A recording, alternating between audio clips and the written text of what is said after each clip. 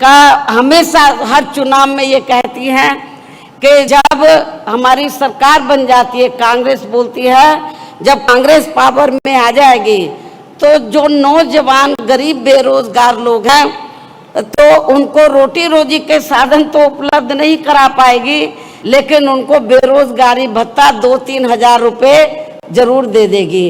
मैं समझती हूँ ये ठीक नहीं है। हमारी पार्टी इसमें भरोसा नहीं रखती है, इस सोच में, इस नीति में भरोसा नहीं रखती है। और हमने केवल कहानी करके दिखाया। और उत्तर प्रदेश में मैंने अपनी चारों हुकूमतों में वहाँ पे जो नौजवान गरीब लोग थे, बेरोजगार लोग थे, उनको बेरोजगारी भत्ता नहीं, बेरोजगारी भत्ता क्या 4-5 हजार रुपये दे दो, उससे क्या आपका घर का खर्चा चल पाएगा? मैं समझती हूँ नहीं चल पाएगा। तो हमारी सरकार ने वहाँ दूसरी पार्टियों की तरह बेरोजगारी भत्ता ना देकर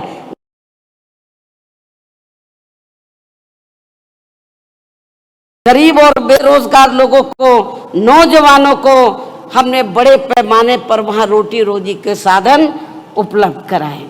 और इतना ही नहीं, जो वहाँ पर भूमिहीन गरीब लोग थे उनको खेती करने के लिए हमने 3-3 एकड़ के हिसाब से सरकारी फ्री जमीन भी दी।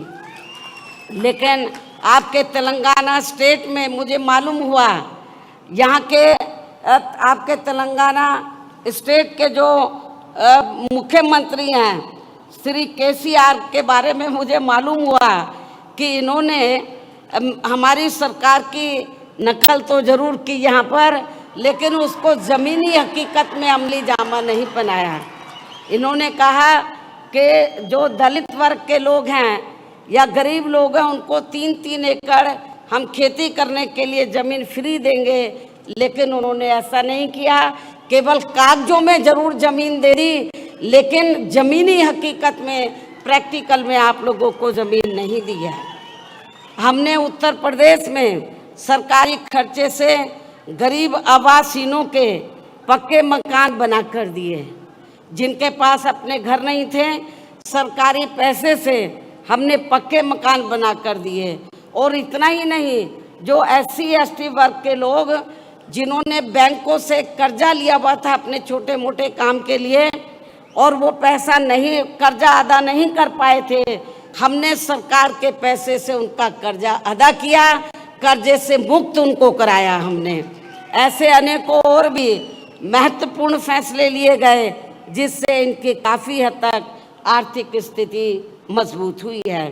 साथ ही डॉक्टर अंबेडकर ग्राम विकास योजना व मान्यवर श्री कांशीराम जी शहरी विकास योजना के तहत गांवों व शहरों में रहने वाले दलितों एवं अन्य उपेक्षित वर्गों के लोगों की बस्तियों को भी सभी जरूरी सुविधाओं से जोड़ा है।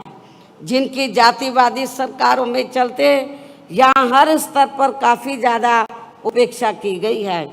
इनके अलावा सर्व समाज में से गरीबों, बेरोजगारों, मजदूरों, कर्मचारियों, किसानों, व्यापारियों व अन्य मेहनतकश लोगों के हितों में भी अनेकों ऐतिहासिक कार्य किए हैं, जिनकी काफ़ी कुछ जानकारी आपके स्टेट के लोगों को भी है, उन्हें मैं दोहराना नहीं चाहती हूँ। इतना ही नहीं, बल्कि हमारी पार्टी की रही सरकार ने विशेषकर दलित एवं अन्य उपेक्षित वर्गों में जन्मे अपने महान संतों, गुरुओं व महापुरुषों आदि को भी विभिन्न रूपों में पूरा आदर सम्मान दिया है। इनके सम्मान में नवनिर्मित जिलों के नाम रखे गए तथा जनहित की अनेकों योजनाएं भी शुरू की गई।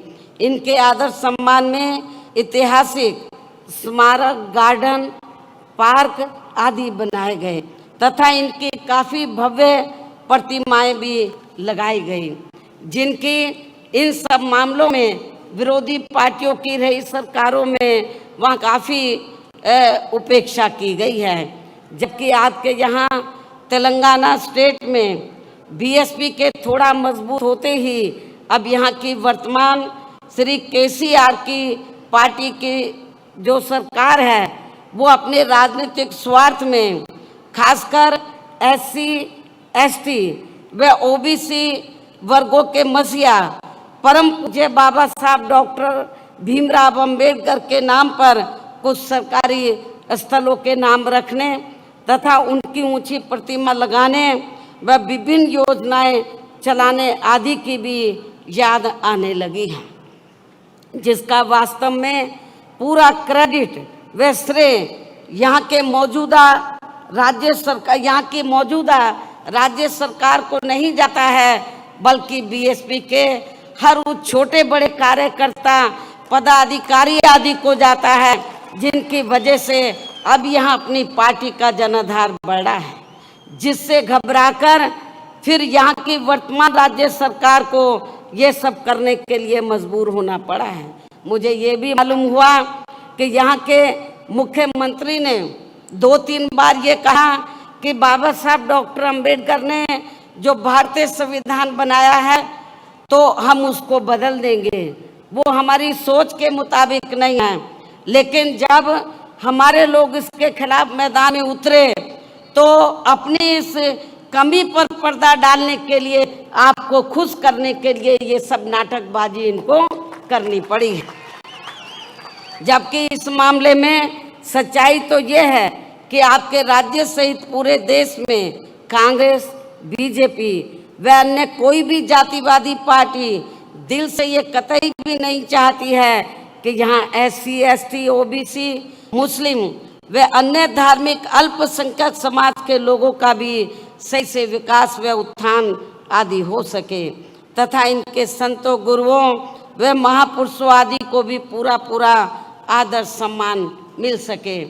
इसलिए इनके ऐसे दिखावटी कृत्यों से, कार्यशैली से यहाँ SC, ST, OBC, मुस्लिम व अन्य अकलियत समाज के लोगों का भला होने वाला नहीं है, बल्कि इन वर्गों के महान संतों, गुरुओं व महापुरुषों आदि को विभिन्न रूपों में आदर सम्मान देने के साथ साथ इन लोगों की गरीबी एवं बेरोजगारी आदि को दूर करके इन्हें खुद के अपने पैरों पर खड़ा करने के लिए यहाँ अपनी पार्टी के लोगों को अपने स्टेट में भी, यानी कि अपने तेलंगाना स्टेट में भी यूपी की तरह ही विशेषकर SC, ST, OBC, मुस्लिम व अन्य धार्मिक अल्पसंख्यक समाज के लोगों को भाईचारे के आधार पर जोड़ना है तथा यहाँ अपनी पार्टी के जनाधार को कैडर के आधार पर बढ़ाना है। इसके साथ साथ अपनी पार्टी को बीएसपी सदस्यता के जरिए आर्थिक तौर पर मजबूत भी बनाना बहुत ज़रूरी है। और इस मामले में वैसे आप लोगों को ये मालूम है कि हमारी पार्टी अपने संगठन को चलाने व चुनाव आदि लड़ाने के लिए भी कांग्रेस, बीजेपी व अन्य विरोधी पार्टियों की तरह बड़े बड़े पूंजीपतियों व धन्ना सेठों आदि से आर्थिक मदद नहीं लेती है, बल्कि अपनी पार्टी के ही आम कार्यकर्ताओं की आर्थिक मदद से व उनके सामर्थ्य के हिसाब से थोड़ी थोड़ी आर्थिक मदद लेकर तब अपनी पार्टी के संगठन को चलाती है तथा चुनाव आदि भी लड़ाती है, जो विरोधी पार्टियों को अच्छा नहीं लगता है। साथ ही बीएसपी को कमजोर करने के लिए खासकर कांग्रेस, बीजेपी व अन्य पार्टियों द्वारा आए दिन जो किस्म किस्म के हथकंडे अपनाए जा रहे हैं, तो उनसे भी अपनी पार्टी के लोगों को जरूर सावधान रहना है। और खासकर यहाँ की जो वर्तमान सरकार है उसके जो उससे भी जरूर आपको सावधान रहना है। और इस संबंध में सावधानी के तौर पर या मैं ये भी कहना चाहूँगी, देश के जिन जिन राज्यों में हमारी पार्टी मजबूत हो रही है, देश के जिन जिन राज्यों में हमारी पार्टी मजबूत हो रही है, तो वहाँ विरोधी पार्टियों ने पर्दे के पीछे से विशेषकर दलित व अन्य कमजोर वर्गों में से स्वार्थी किस्म के लोगों को इस्तेमाल करके तथा उनके जरिए अनेकों दलित एवं पिछड़े वर्ग के संगठन व छोटी छोटी पार्टियां भी काफ़ी बनवा दी गई हैं, ताकि चुनाव के दौरान वे अपने हिसाब से, यानी कि विरोधी पार्टियां अपने हिसाब से बीएसपी की मजबूत सीटों पर खासकर दलित, आदिवासी व अन्य पिछड़े वर्ग के उम्मीदवार उतारकर उनका वोट बांट सके, जिससे फिर हमारी पार्टी चुनाव में अपना उम्मीदवार ना जिता सके तथा फिर ये पार्टी यानी कि हमारी पार्टी सत्ता से दूर बनी रहे। एक ये भी षड्यंत्र विरोधी पार्टियों का चल रहा है और ये सब हमें आपके स्टेट में भी काफ़ी कुछ देखने के लिए मिल रहा है, जिससे आप लोगों को जरूर सचेत रहना है। अर्थात आपको अपना वोट कतई भी बांटना नहीं है। जबकि बीएसपी के खासकर दलित बेस वोट को तोड़ने के लिए अब सभी विरोधी पार्टियां इनके मसीहा परम पूज्य बाबा साहब डॉक्टर भीमराव अंबेडकर की जयंती एवं पुण्यतिथि पर किस्म किस्म के कार्यक्रम आदि करके खूब नाटक करती रहती हैं, जिनको यहाँ के जातिवादी लोग व उनकी पार्टियां उनके जीते जी बिल्कुल भी आगे बढ़ते हुए देखना नहीं चाहते थे। और खासकर देश की सबसे पुरानी पार्टी कांग्रेस पार्टी ने तो बाबा साहब डॉक्टर भीमराव अंबेडकर जी को, जिन्होंने देश का संविधान बनाया है, उनको भारत रत्न की उपाधि तक से भी सम्मानित नहीं किया था। आज़ादी के बाद कांग्रेस पार्टी लंबे अरसे तक सेंटर की सत्ता में रही। हमारे लोगों ने आंदोलन किया, मांग की कि बाबा साहब डॉक्टर अंबेडकर को भारत रत्न की उपाधि से सम्मानित किया जाए, लेकिन कांग्रेस ने आप लोगों की इस डिमांड को नहीं माना और कांग्रेस ने सत्ता में रहते हुए वह अपनी सत्ता में यानी कि कांग्रेस जब सेंटर में थी तो सत्ता में रहते हुए बाबा साहब को भारत रत्न की उपाधि से सम्मानित नहीं किया था। इतना ही नहीं बल्कि केंद्र में रही इसी कांग्रेस पार्टी की सरकार में ही पिछड़े वर्ग की आरक्षण से संबंधित मंडल कमीशन की रिपोर्ट आ गई थी, जिसे भी इनकी सरकार ने लागू नहीं किया था।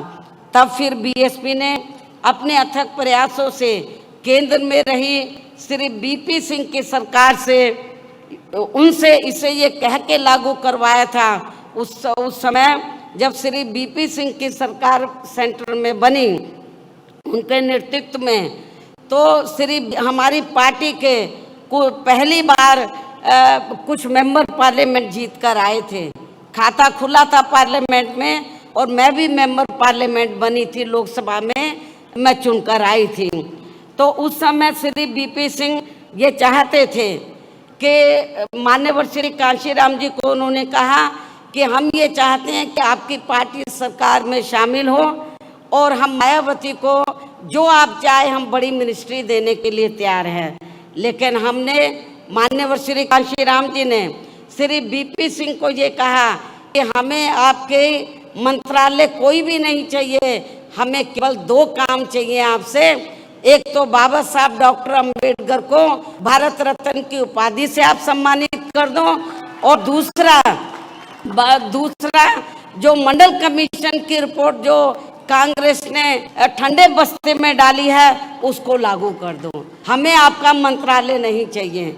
श्री बीपी सिंह जी ने हमारी इस दो बातों को माना, शर्तों को, और तभी फिर उनकी ही सरकार में बाबा साहब डॉक्टर भीमराव अंबेडकर को भी भारत रत्न की उपाधि से सम्मानित किया गया था। इसके साथ साथ कांग्रेस पार्टी ने इनको लोकसभा, आप लोगों को ये मालूम है कि कांग्रेस ने तो बाबा साहब डॉक्टर भीमराव अंबेडकर को उनके खिलाफ और सभी हिंदूवादी ताकतों को इकट्ठा करके कांग्रेस पार्टी ने बाबा साहब को लोकसभा में जीत कर सीधा नहीं आने दिया था। इतना ही नहीं बल्कि बाबा साहब के देहांत के बाद इनकी मूवमेंट को आगे बढ़ाने के लिए अपनी पूरी जिंदगी समर्पित करने वाले बीएसपी के जन्मदाता एवं संस्थापक माननीय श्री कांशीराम जी के देहांत होने पर उस समय केंद्र में रही कांग्रेस पार्टी की सरकार ने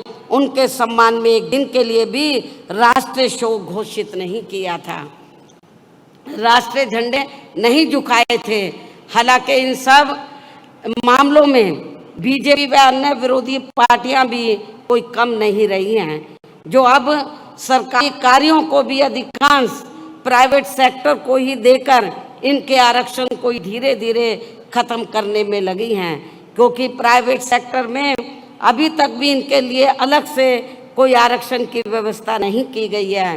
खासकर SC व ST के कर्मचारियों को अब पदोन्नति में आरक्षण का भी पूरा लाभ नहीं मिल पा रहा है।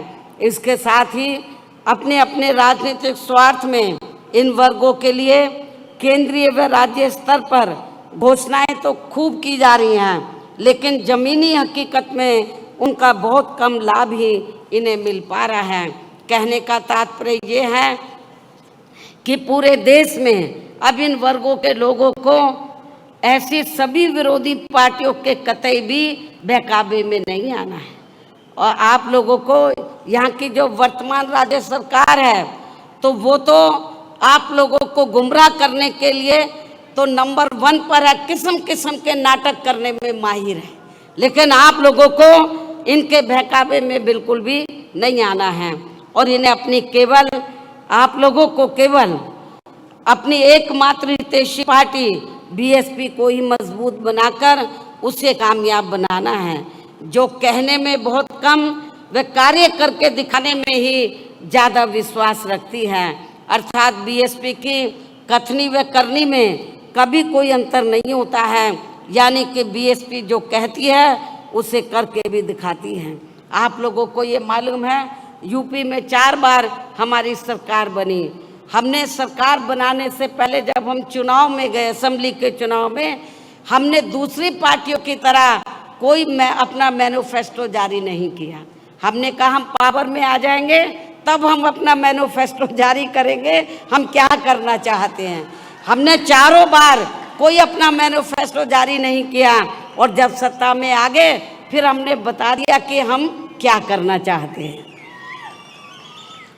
इन्हीं जरूरी बातों के साथ ही अब मैं आप लोगों से यही कहना चाहती हूँ कि यहाँ आपके तेलंगाना स्टेट में जब भी विधानसभा के आम चुनाव होते हैं, आप लोगों को मालूम है कुछ महीने का बाकी बचे हैं, तो तब फिर यहाँ आपको अपने स्टेट में भी अपनी पार्टी को सत्ता में लाने का हर संभव पूरा प्रयास करना है।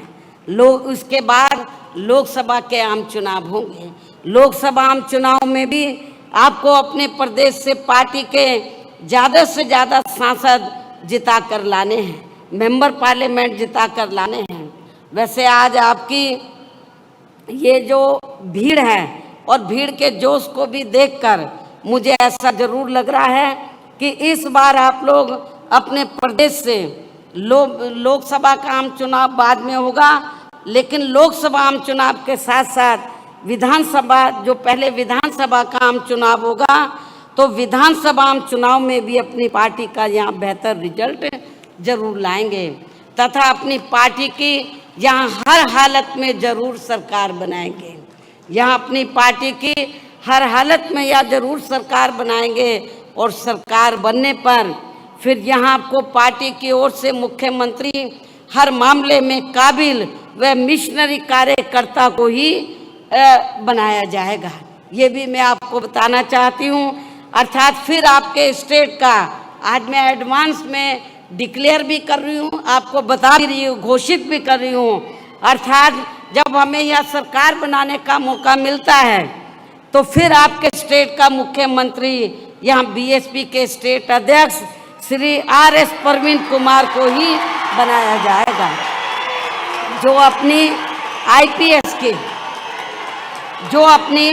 IPS की बड़ी सरकारी नौकरी से इस्तीफा देकर वह VRS लेकर अब पूरी मिशनरी भावना से यह अपनी पार्टी को मजबूत बनाने में लगे हैं।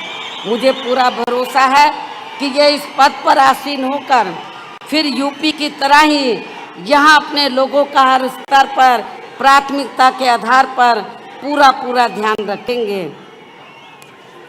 इसके साथ ही ये यूपी की तरह ही यहाँ अपने संतों, गुरुओं व महापुरुषों आदि को भी पूरे दिल से आदर सम्मान देंगे।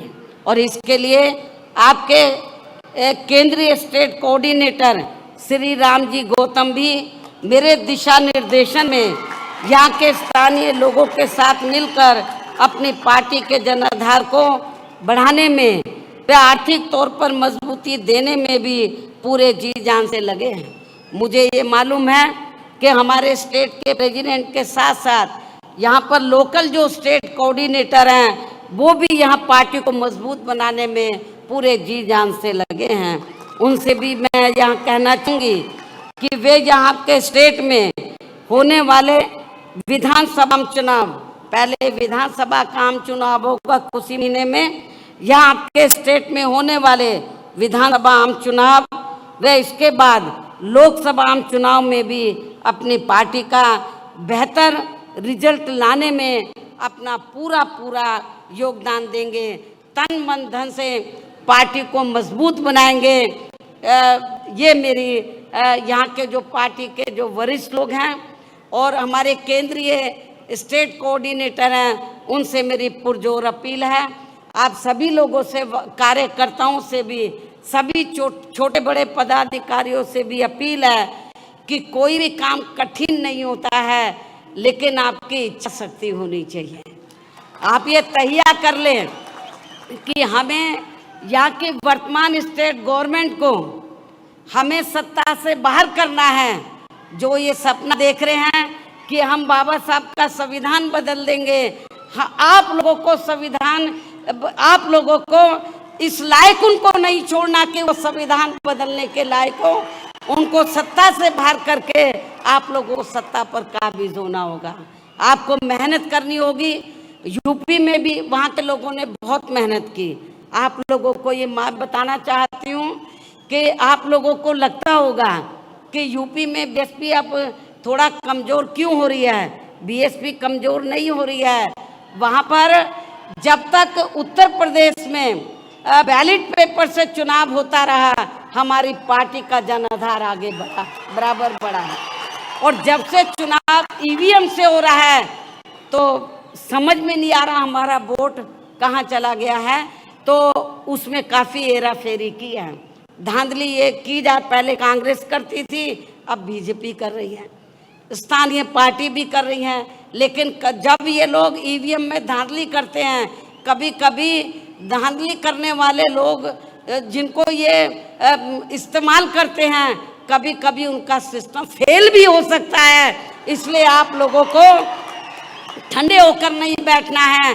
तो चाहिए ईवीएम से कराएं, कुछ भी करें, आप लोगों को हर प्रकार की तैयारी करके तो यहाँ पर अपनी सरकार बनाना बहुत ज़रूरी है। आप लोगों को मालूम है यहाँ की कुछ स्थानीय समस्याएं थी।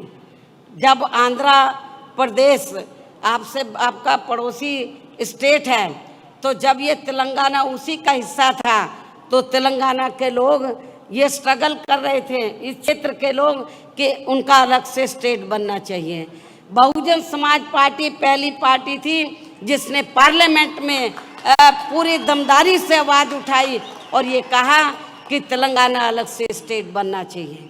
और इसके समर्थन में हमने पूरी तैयारी के साथ जब बिल आया तो हमने पूरा सपोर्ट किया, उसके समर्थन में वोट दिया। इसलिए मैं आपको ये कहना चाहती हूँ कि आपके तेलंगाना में जो वीकर सेक्शन के लोग हैं, दलित, आदिवासी, पिछड़े वर्ग के लोग बड़ी तादाद में हैं।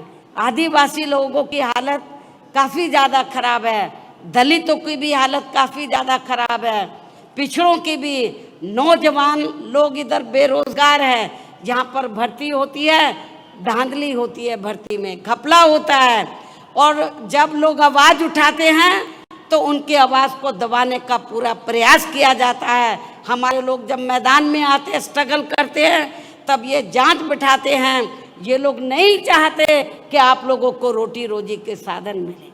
आप लोगों की जो अन्य स्थानीय समस्याएं हैं उनका समाधान हो, ये लोग बिल्कुल नहीं चाहते हैं। चाहे कांग्रेस हो, बीजेपी हो या यहाँ की स्थानीय पार्टियाँ हों, वो बिल्कुल नहीं चाहती हैं कि यहाँ पर जो दबे कुचले लोग हैं, वीकर सेक्शन के लोग हैं, अपने पैरों पर खड़े हों।